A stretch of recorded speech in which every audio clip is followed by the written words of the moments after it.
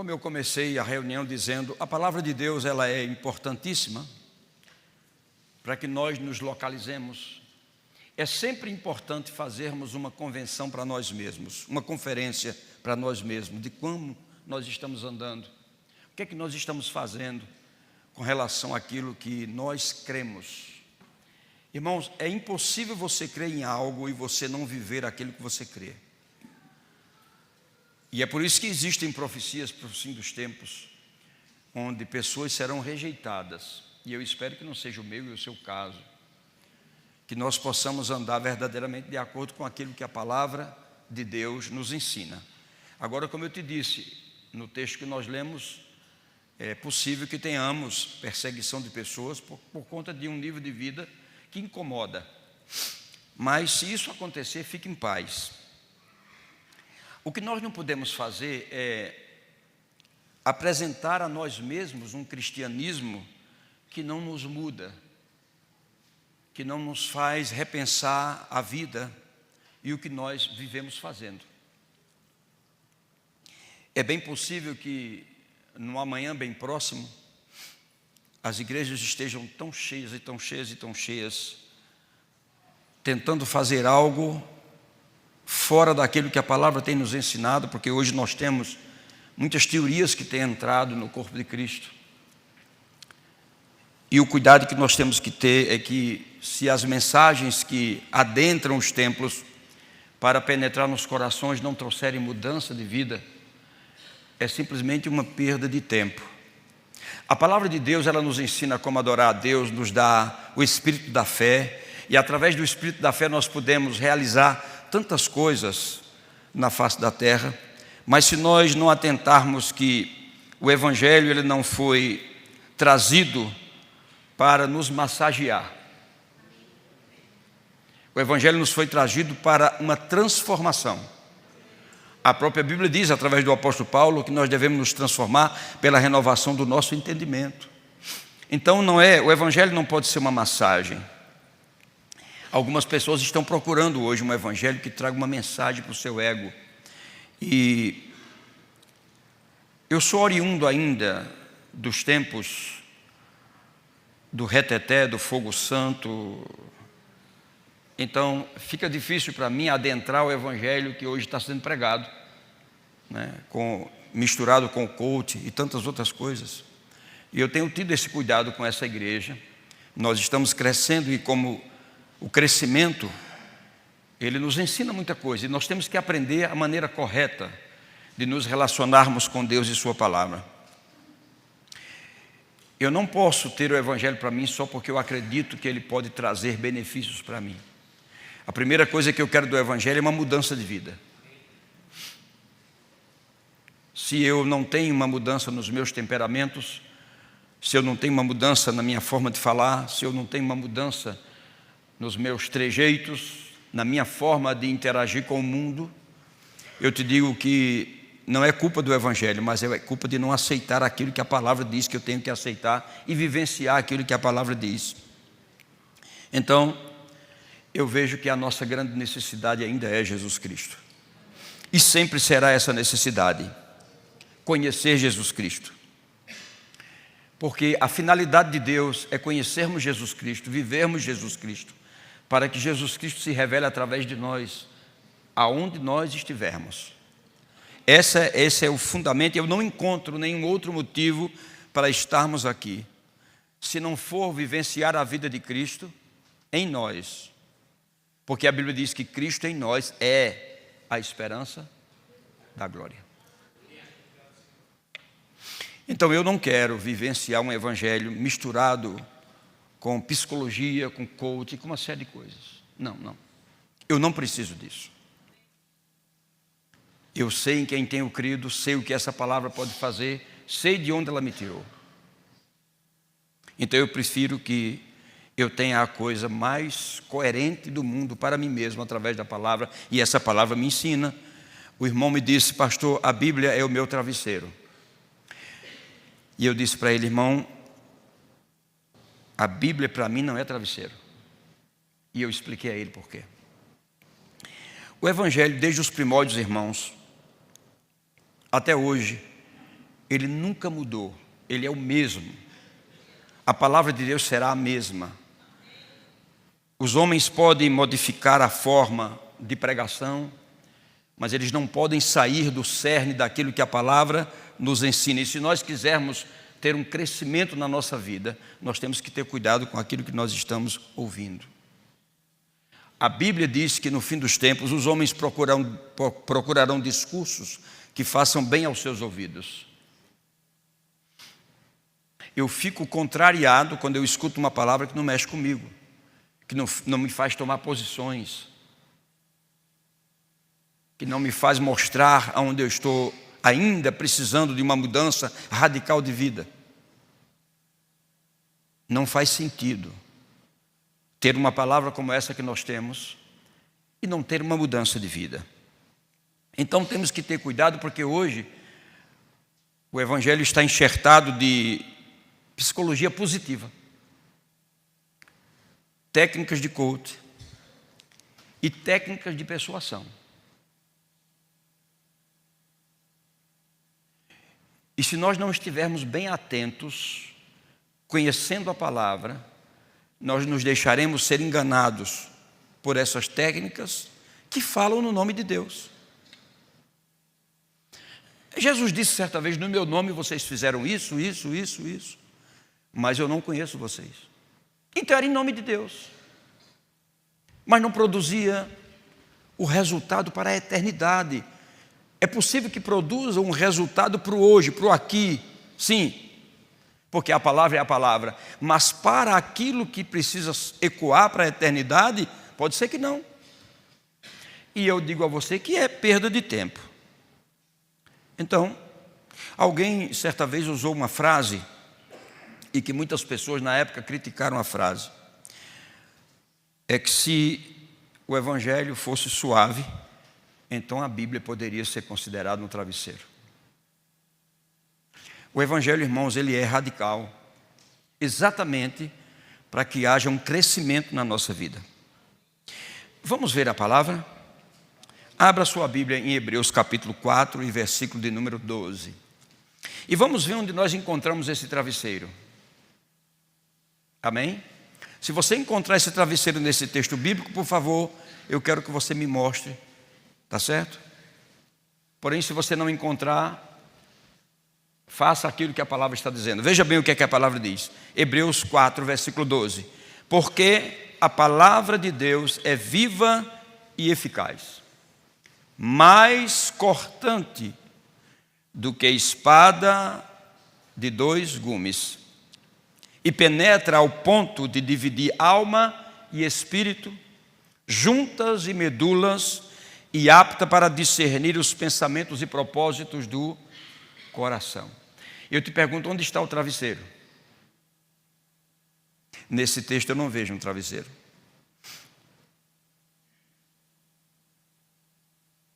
A Bíblia está dizendo que a palavra é uma espada. Uma espada que tem o poder de dividir alma e espírito. É muito forte. Juntas e medulas, e apta para discernir pensamentos e propósitos do coração. Por exemplo, nesse momento que eu estou pregando e você está pensando alguma coisa, a palavra que está sendo pregada está discernindo o que você está pensando. E essa consciência nós temos que ter. A palavra, ela discerne o nosso coração, discerne os nossos pensamentos. As técnicas de hoje, a psicologia positiva, o coaching e a persuasão, é muito bonito. Traz belas teorias, mas ela toca muito o emocional, o sentimental, mas ela não vai no verdadeiro ponto que ela deve ir, que é a nossa alma, e produzir a salvação da nossa alma. E a nossa alma precisa ser salva pela palavra. E se a palavra é uma espada, essa espada, ela é autêntica, é verdadeira, e ela vai tratar por dentro aquilo que nós precisamos ainda de um conserto. Então isso é muito importante. Uma palavra dessa me alegra. Há algumas pessoas que ficam tristes quando escutam uma palavra e dizem: negativa. Não. Um dia um irmão chegou para mim e disse assim: pastor, eu estou precisando de uma palavra, me dê uma palavra. Eu disse: rapaz, assim de supetão? Sim. Eu disse: então, não dê lugar ao diabo. Ele disse: que é isso, pastor? Pelo amor de Deus, isso é palavra que se deu a uma pessoa? Eu disse: irmão, você entendeu o que eu disse? Eu disse: não dê lugar ao diabo. Não estou dizendo que você deu, não. Eu estou dizendo: não dê. Disse: ah, sim, melhorou um pouco. Você entende? Eu estava fazendo benefício para ele. Não dê lugar. Ele ficou bravo. Isso não é palavra que se deu a um ser humano, a uma criatura. Não, a criatura não, a um homem de Deus. Amém? Então temos que ter cuidado, irmãos. O Evangelho, ele é serviço. E a palavra de Deus nos mostra que nós temos que estar envolvidos com o seu reino. A palavra de Deus é aquela que tira de nós o egoísmo. Aleluia. Em certos momentos, ela nos deixa de joelhos, pensativos, cabisbaixos. No próximo passo que temos que dar, então é importante. Amém? Agora, a palavra de Deus, quando nós lemos ela, Romanos capítulo 12, eu queria que você abrisse lá, ela nos dá uma dimensão do poder dessa palavra para que nós possamos começar a ter uma vida plena em Deus. Em Romanos capítulo 12, versículo 1 e 2 diz assim: Paulo disse: rogo-vos, pois, irmãos, pelas misericórdias de Deus, que apresenteis o vosso corpo, apresentar o corpo como sacrifício, corpo como sacrifício vivo, santo e agradável a Deus. Esse é o ministério do corpo. Você sabia que o nosso corpo tem um ministério? O ministério do nosso corpo é se apresentar da forma que a palavra diz. Apresentar-se como sacrifício vivo, santo e agradável. É isso que a palavra quer que aconteça. E ele diz: depois disso, não se conforme com o sistema em que você está vivendo, com o mundo que você vive, mas transforme-se pela renovação da vossa mente. E renovando-se na mente, você vai experimentar a boa, a agradável e perfeita vontade de Deus. E eu pergunto: não é isso que nós queremos? De fato, a perfeita vontade de Deus para a nossa vida? Sim ou não? Quando você ora em casa, você diz assim: Senhor, eu quero viver a tua perfeita vontade. Aí ele diz: então apresente seu corpo como sacrifício vivo, santo e agradável a mim. E não se conforme com esse mundo, não ande de acordo com ele. Então você vai experimentar essa perfeição que eu tenho para você. Aí eu te pergunto: essa palavra é ruim? Não. Ela é uma palavra boa. Já era para você estar correndo para lá e para cá, mas né, tudo bem. Veja, a maior parte do povo de Israel que saíram do Egito, 3 milhões de pessoas, alguns dizem 3.600, etc. Não importa, foi uma multidão grande. Vamos colocar 3 milhões. Eles morreram no deserto. Aí eu pergunto: era propósito de Deus que essas pessoas morressem no deserto? Não. Se Deus promoveu uma libertação para essas pessoas, porque havia uma promessa de chegarem à terra da ampla suficiência, Canaã, então não era projeto de Deus que eles morressem no deserto. O projeto de Deus era que todos lá chegassem vivos. Mas a maioria deles, a grande maioria, morreram no deserto. E só chegaram os jovens. Isso me chamou a atenção. A geração que foi nascendo na passagem. Isso me chamou a atenção. Uma geração que nasce no percurso. Eram os jovens. E por que isso me chamou a atenção? Porque esses jovens, eles perderam o hábito da escravidão. Os velhos, aqueles que saíram, eles tinham o hábito da escravidão na mente deles. Não houve uma transformação. Então eles estavam sempre em qualquer coisa: oh, cadê a carne? Oh, cadê o peixe? Oh, era melhor ter ficado lá. A escravidão. Entende? Vamos voltar. É melhor a gente voltar. Os jovens não. À medida que aquelas pessoas iam morrendo, os jovens iam vivendo o contexto do deserto, as grandes lutas, os grandes embates do deserto, frio e calor, noite e dia, mas eles estavam agregando em si a forma de como vencer aquelas circunstâncias e chegarem na terra. Ou seja, eles não tinham memória de escravidão. Quando a Bíblia diz para renovarmos a nossa mente, é exatamente isso que Deus quer. Que essa memória do homem velho que nós tínhamos no passado, sem Cristo, ela possa morrer. E por isso que é necessário apresentar o corpo como sacrifício vivo, santo e agradável a Deus. Porque senão, dia menos dia, a gente corre para o banheiro espiritual com uma diarreia tremenda. Oh, não funciona, não dá certo. Entende? E você fica à margem do caminho. Há uma canção que diz: quantos que corriam bem e hoje longe estão. Por quê? Porque você está com as memórias do passado ainda. Um dia desse eu disse aqui: quando você estiver sendo criticado por uma pessoa, quando você estiver sendo perseguido por uma pessoa, quando uma pessoa estiver falando de você, coloque uma coisa na sua mente: ela não está contra você, ela está a favor dela. Então ela faz tudo para ela sobreviver. E se você estiver no meio, ela vai falar mal de você. Então alguém que me critica, alguém que fala de mim, ela não está contra mim, ela está a favor dela. Agora, esse a favor dela é um perigo, porque ela está fazendo de uma forma que ela quer me derrubar, matar a minha influência. Isso é perigoso. Aleluia. Sabe, você vai sofrer menos, a dor vai doer menos, se você pensar que quem está contra você está a favor dela. Aleluia. Diga: Deus é bom em todo tempo. Então aqueles jovens, eles não tinham uma memória de escravidão. E por que eles chegaram na terra prometida? Porque eles não chegaram lá com os hábitos de escravo. Eles aprenderam na caminhada mudar coisas, lidar com as serpentes, lidar com o frio, com o calor, com as adversidades, com as tempestades. Eles aprenderam como lidar com isso. É isso que nós precisamos aprender na nossa vida. As tempestades sempre vão surgir, as adversidades vão sempre se levantar. A Bíblia diz que o mundo jaz no maligno. Alguém um dia pediu ao irmão Rei, ore por mim, para que eu não tenha mais nenhuma luta, nenhuma aflição. Ele disse: tudo bem, ajoelhe-se. A pessoa se ajoelha e diz: Pai, no nome de Jesus, leve ela para o céu agora. Ele diz: não! Mas como não? Você não quer ter aflição? A Bíblia diz que no mundo tereis aflição. Como é que você quer ficar livre disso? Só indo para o céu. E nós estamos aqui na caminhada, na jornada até a Canaã celestial, nos adaptando ao que nós estamos vivendo, para a gente vencer cada batalha, não é? Como eu digo sempre que me vem lutas, e você pode pensar que não vem muitas.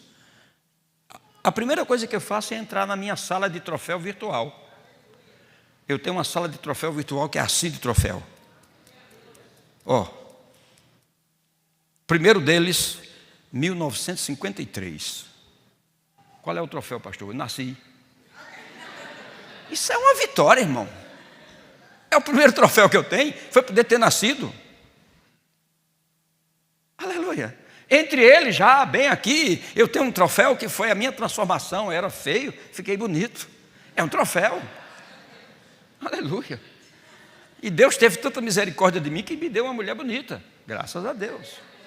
Aleluia. Ela não gosta que eu diga que ela é bonita, mas ela é, acabou-se. Aleluia. Diga: Deus é bom em todo o tempo. Aleluia. Então nós temos que ser gratos a Deus. Irmão, como é que eu não vou dizer que uma moça dessa é bonita? Como é que eu posso negar um negócio desse? Aí eu pergunto: Deus teve misericórdia de mim ou não? Teve misericórdia de mim. Ei, mas não estou sozinho nesse negócio não. Há muitos irmãos aqui que Deus teve misericórdia também. Aleluia, glória a Deus. Isso foi só para você sorrir um pouco, que estava todo mundo assim. Aí você sorriu, agora a faca vai entrar melhor, não é? Aleluia, glória a Deus. Então, os que nasceram no percurso chegaram. Por quê? Se adaptaram. Nós estamos aqui para nos adaptar ao reino e irmos para a eternidade. Para ficar, não, vamos voltar. Fique certo disso.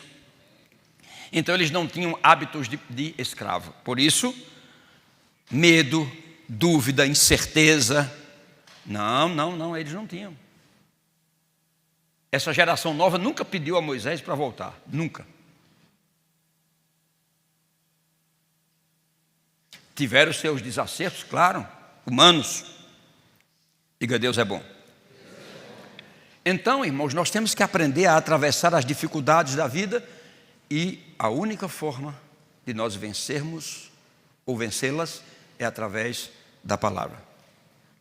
Através da palavra. Não se conforme com este século, transforme-se, renove sua mente, comece a pensar certo, a agir certo, a falar certo. Da forma de Deus, por exemplo. Que Deus não fala errado, Deus só fala certo. Se você aprender a falar como Deus fala, eu te digo que as coisas vão acontecer. Deus disse, haja e ouve. A mesma forma quando nós aprendemos a falar como Deus fala. Diga, Deus é bom. Deus é bom. Aleluia. Eu sei que tem pessoas que estão tentando carregar a si mesmo e não estão conseguindo. Mas eu gosto de ver aquele parafraseado de Davi, quando a alma dele se agitou. Ele puxou uma cadeira, mandou que a alma sentasse e disse assim, por que estás abatido, ó minha alma, dentro de mim? Espera em Deus, pois ainda o louvarei. Tem hora que você tem que falar com você mesmo. Escuta aqui, rapaz. Vai para um espelho e diz, olha, rapaz, é o seguinte, ou tu toma jeito, ou tu toma jeito. Porque do jeito que tu estás, não tem jeito. Gostou do parafraseado aí? Aleluia. Glória a Deus. Diga, Deus é bom. E o mais interessante, irmãos, é que no deserto, a Bíblia diz que não havia doença. Não havia doença. Que coisa interessante. Todos curados. Mesmo assim, eles tinham hábitos que era a doença. Qual era a doença deles? Eram os hábitos do passado. A doença do povo no deserto eram hábitos. A Bíblia diz que eles murmuravam. Alô, você está aqui? Murmuravam, reclamavam e eram ingratos.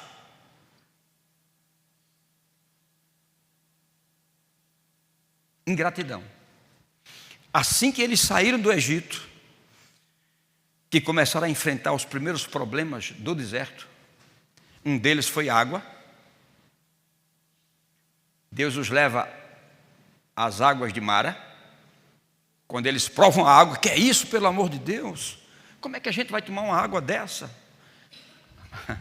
Eu não vou entrar nessa questão, mas lá no Egito, eles tomavam a água do Nilo da parte de baixo, que era uma água suja. Porque essa água, quando chegava em Faraó, já estava bem limpinha, tratada. Eles tomavam água ruim. Mas agora nós estamos livres, não é? Então, eu quero é um banquete. E eles reclamaram da água. Essa água amarga, como vamos tomar? Lá a gente tinha água boa, aquela água era potável, não era água ruim não. Só que eles não entenderam que Deus estava colocando eles na água de Mara, porque a ciência descobriu que as águas de Mara eram medicinais. Toda a vegetação da água era medicinal, cheia de antibiótico, de anti-inflamatórios, e eles vinham de uma situação terrível, magros, feios, passando fome no Egito, e eles precisavam reconstituir o corpo, suas defesas orgânicas, e Deus leva exatamente para um lugar que isso pudesse acontecer. Mas eles não entenderam a revelação e começaram a reclamar. Aí Moisés pega uma árvore que Deus manda, joga, mata 50% da bonança daquela água. Eu acho que ali foi que surgiu aquele remédio que a gente compra. Como é que chama, pastor? Você que tem uma farmácia. Tem o original e tem o genérico. Eu acho que foi ali que surgiu o genérico, né? É bom pesquisar, talvez tenha vindo de lá. Meu Deus. Então, a murmuração e a reclamação e a ingratidão, elas trazem uma insatisfação para a vida, né? E na caminhada, essas insatisfações nos fazem dar passos que não poderíamos dar, tomar decisões que não deveríamos tomar. Inquietação. Vou contar um caso para vocês. Deus prometeu a Abraão que ele seria pai de nações. Mas, um certo dia, pela inquietação de Sara, reclamando, murmurando, aparece Agar. E eu tenho certeza que Abraão fez um sacrifício tremendo para estar com Agar. Foi difícil aquilo. Mas ele foi e ficou com Agar e nasceu Ismael. Agora, quando você lê sua Bíblia, presta atenção. Quando Ismael veio, não era Abraão, era Abrão. Não é interessante isso? Abrão foi quem teve Ismael, Abraão teve Isaque. Tem uma diferença nisso aí, importantíssima para a gente pensar e a gente estudar. Porque sempre na inquietação, o Abrão vai gerar um Ismael. E na graça e na paz e na tranquilidade, o Abraão vai gerar a promessa, Isaque. Então nunca se precipite, nunca reclame, nunca murmure, seja grato, porque senão vai vir outra coisa no lugar da promessa que Deus tem para você. Diga, Deus é bom. Então é importante nós entendermos que aprender a descansar na palavra é uma das coisas mais importantes que nós podemos fazer. Quando nós estamos aflitos e conversamos com alguém que não tem muito conhecimento, ela coloca para você métodos de como você tirar o diabo do seu caminho, né? E esses métodos às vezes não funcionam muito bem. E nós começamos a fazer coisas que não deveríamos fazer. Pelo contrário, quando você se tiver acossado por alguma situação, como eu disse desde o início, é a palavra. Olha o que é que diz a palavra. O que habita no esconderijo do Altíssimo, à sombra do Onipotente descansará. Para que é que Deus tem um esconderijo? E por que o salmista descobriu que aquele, diga, aquele sou eu. Então todas as vezes que você se sentir tomado por alguma situação, a melhor coisa é correr para a palavra e se esconder no esconderijo do Altíssimo. Eu te pergunto, você acha que o diabo vai lá? Você acha que o diabo vai ficar na sombra do Onipotente como você vai ficar? Então é o melhor lugar, é a palavra. Não saia dela por hipótese alguma. Habitar no esconderijo do Altíssimo e a sombra do Onipotente. O Altíssimo é o Todo-Poderoso e o Onipotente é o que pode tudo. Então você está bem guardado. É lá que você tem que ficar. Nunca pense que Deus não está lhe vendo, que Ele não está pleiteando sua causa. Ele só quer ver seu coração. Como é que ele está? Como é que você está se movendo? Na reclamação, na murmuração, na ingratidão, não haverá mover de Deus. Agora, se você descansa nele, há uma palavra profética dita pelo profeta Isaías, que ele diz o seguinte: desde a antiguidade não se ouviu com os ouvidos, nem se percebeu com os olhos, um Deus além de ti, que trabalha por aquele que nele espera. Não é por aquele que está em ansiedade, que está correndo de um lado para o outro, não, é para aquele que descansa nele. E como é que eu descanso em Deus, pastor? Na palavra.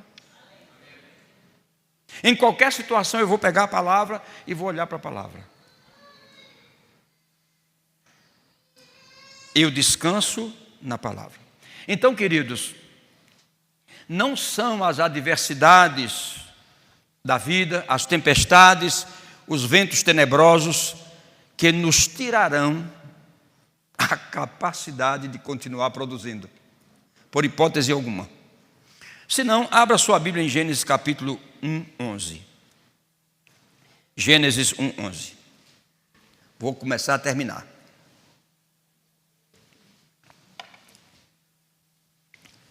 E disse Deus: produza a terra relva, que deem sementes, e árvores frutíferas que deem fruto, segundo a sua espécie, cuja semente esteja nele, sobre a terra, e assim se fez. Eu te pergunto, quem é que produz? Isso aqui é verdadeiro, viu, irmãos? Isso aqui é verdadeiro, tá? Vou tirar uma. Quem é que produz isso aqui? Alguém sabe? Acabei de ler, gente. Diga a terra. A terra é quem produz isso aqui.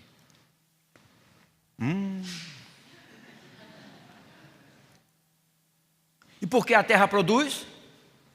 Porque foi um preceito de Deus que a terra produzisse. Para quem? Para mim e para você, para o nosso benefício. A terra produz para isso. Deixa eu te perguntar uma coisa. Quando o dilúvio veio,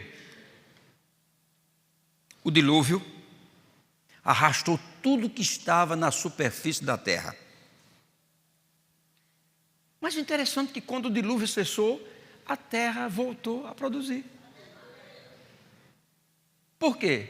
Porque o dilúvio não teve o poder de tirar a habilidade da terra por causa de um preceito de Deus. Ela varreu tudo que tinha sobre a terra, mas a capacidade de produtividade da terra, o dilúvio não foi capaz de tirar. Não. A terra continuou produzindo. O dilúvio não conseguiu tirar da terra o potencial que Deus colocou de produção, porque isso era uma sentença de Deus. E o próprio Deus também disse em Gênesis capítulo 8, versículo 2, enquanto durar a terra, não deixará de haver sementeira e colheita, frio e calor, verão e inverno, dia e noite. Oh, pastor, eu não gosto desse frio. Você tem que gostar. Oh, pastor, eu não gosto do calor. Você tem que gostar. Oh, pastor, eu não sei para que noite. Podia ser todo dia. Não. O problema é que você não sabe se vestir para as estações. Aí você reclama. Uau. Diga isso mesmo, é isso mesmo. Diga isso mesmo. No frio você tem que se vestir cachecol, roupa quente por dentro. Sim ou não? Eu ia dizer uma coisa que o homem pode vestir lá nos Estados Unidos, eu não vou dizer não. Mas tudo bem. Então você tem que se vestir bem. Aí no calor são roupas leves. Aí tem gente que no calor quer se vestir com como é que chama? Aquele que bota por cima, lá embaixo. Sobretudo, no calor. Então você não sabe viver as estações, então você reclama, você murmura. Não. Está escrito que enquanto houver terra, a produtividade da terra, o potencial da terra é para a nossa sobrevivência, e não importa os ventos, não importa as tempestades, isso não vai ser tirado, porque foi Deus que colocou para a nossa sobrevivência. Então eu aproveito essa palavra para dizer para você, irmão, não são as adversidades da vida, não são as tempestades, não são os ventos tenebrosos que podem nos parar de produzir. Nós viemos da terra, o mesmo preceito que foi dado para a terra está sobre nós. Então nós vamos produzir sim, através da palavra. Tudo que estiver na superfície ao nosso redor, que possa nos pertencer, pode ser que os ventos levem. Pode ser que os ventos levem o nosso carro, pode ser que os ventos levem a nossa casa, pode ser que os ventos levem o nosso dinheiro, mas a capacidade de produzir novamente tudo isso, os vendavais nunca vão tirar. Diga, eu tenho em mim a capacidade de produtividade. Então eu posso recomeçar em cada momento que a tempestade passar. Para isso você tem o espírito da fé. Crie, por isso falei. Cremos, por isso é que falamos. Isso está dentro de você e ninguém pode tirar. Enquanto vida tivermos e na terra estivermos, essa bênção estará sobre nós. Agora, cuidado, não tem nada a ver com a força do seu braço, porque a Bíblia diz, não digas, pois, no teu coração, a minha força e o poder do teu braço me adquiriram estas riquezas. Antes te lembrarás do Senhor teu Deus, porque é Ele que te dá a força para adquirires riqueza. Em outras palavras, para produzir riquezas, para ser produtivo.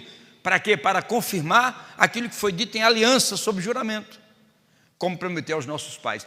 Isso é um juramento de Deus. A produtividade está dentro de mim e está dentro de você. Agora, essa produtividade, ela acoplada à palavra, eu vou te dizer, não tem quem te segure. Uma vez, o profeta disse a Saul: Saul, você vai se encontrar com os profetas, você vai entrar e você vai profetizar, e vão acontecer algumas coisas, e o que a ocasião te pedir, faça, porque Deus é contigo.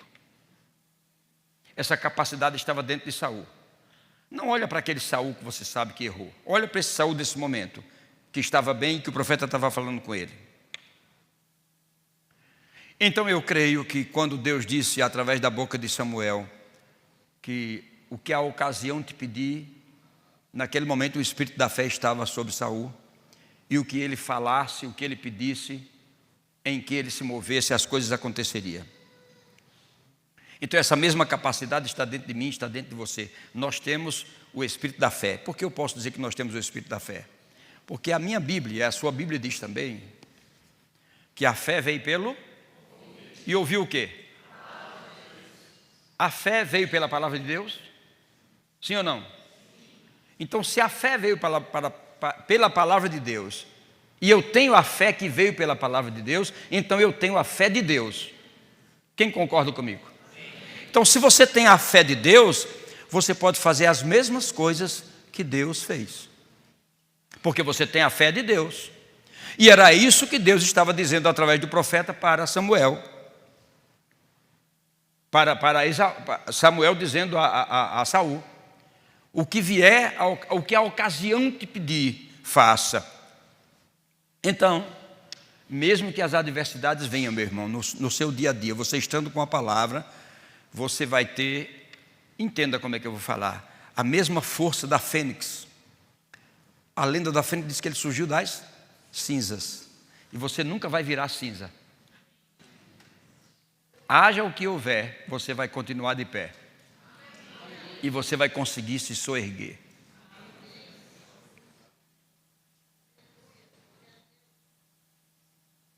Se você chegou ontem aqui e não tinha um pau para dar num gato, daqui a pouco você vai ter um bocado de jaula de leão, você vai criar leões. Andando na palavra não tem como você não ter uma vida plena. É isso que a Bíblia diz. Então nós temos que andar nessa palavra.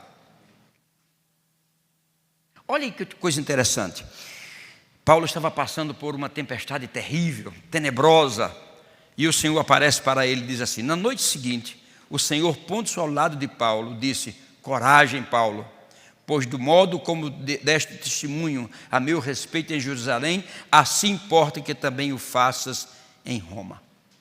O que Deus estava dizendo para Paulo? Não desista. Não obstante tudo que você está passando, não desista. É possível que nessa manhã nós tenhamos pessoas aqui que estão passando uma tempestade daquelas que você diz: pastor, eu não sei como é que eu vou sair disso não. Você já saiu, porque Deus já proveu o meio. Você não acha que Deus é maior do que a tempestade? Sim. Então creia que você vai sair disso, sim. De fato, eu vou te dizer, você já começou a sair nessa manhã, a partir do momento que você está ouvindo a palavra e deixando essa palavra entrar no seu coração. Quem crê que já está saindo de qualquer situação difícil aqui hoje? É somente crer. A palavra está sendo dada. O que é que a ocasião te pede nessa manhã? O que é que a ocasião está te pedindo para que você faça? Você tem que começar a fazer. É orar, declarando tempestade. Você não tem força nenhuma para me derrubar.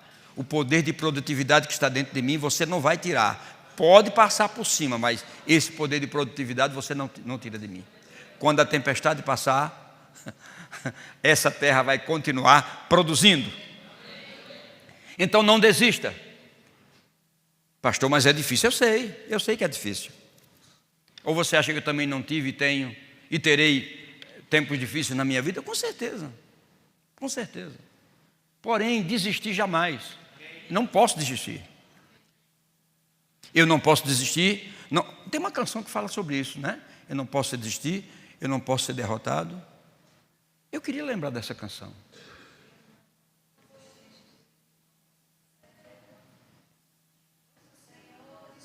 Ah, é isso aí.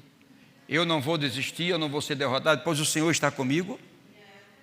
Minha é a vitória. Olha aí, a canção está dizendo isso. Então você tem a vitória, não desista, amém? Escuta uma coisa, irmãos. A mulher do fluxo de sangue, ela derramou sangue por 12 anos. Tem médico aqui? Tem uma médica ali?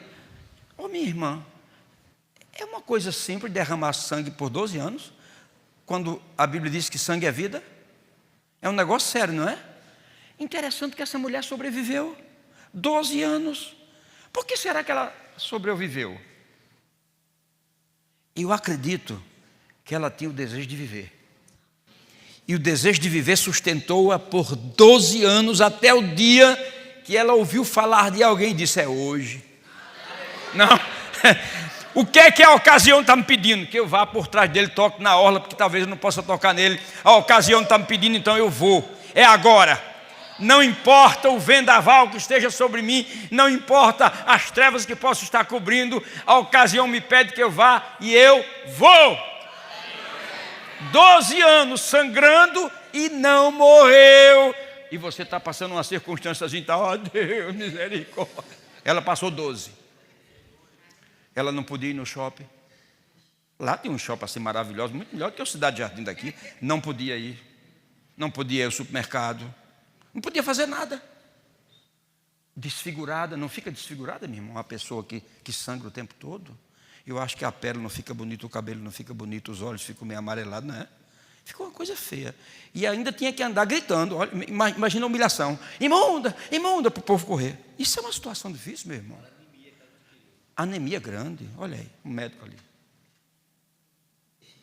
Mas ela sobreviveu, sabe por quê? Porque ela tinha vontade de viver. Ei, você está sob uma tempestade? Está sob um dilúvio? Oh, mas você está vivo. Diga, eu estou vivo. Diga, eu estou vivo. E se eu estou vivo, a ocasião me pede que eu fique de pé e que eu ore, porque há um poder dentro de mim de produtividade. Diga, Deus é bom. Escute isso. Quero que você entenda isso. Essa mulher não permitiu que a sua dor lhe definisse. Essa mulher nunca permitiu que a sua dor a definisse. Ela se definiu pela intensidade de desejo que ela tinha de vida, até que o momento certo aconteceu. Deixa eu terminar, para a gente orar. Eu acredito que Deus quer fazer algo nessa manhã, na minha vida, na sua vida, na vida dos cantores. Eu acredito que Deus quer fazer algo. Sabe por quê? Samuel não encontrou Davi em casa de Jessé? Porque ele não estava na casa, lógico. Agora, se Samuel sabia que Davi estava no pasto, por que ele não foi no pasto para ungir Davi no pasto? Pense nisso. Naquele momento o profeta não encontrou na casa de Samuel ninguém que ele podia ungir. Então, se ele não encontrou naquela casa e ele soube que o menino estava no pasto, por que ele não foi lá ungir o menino?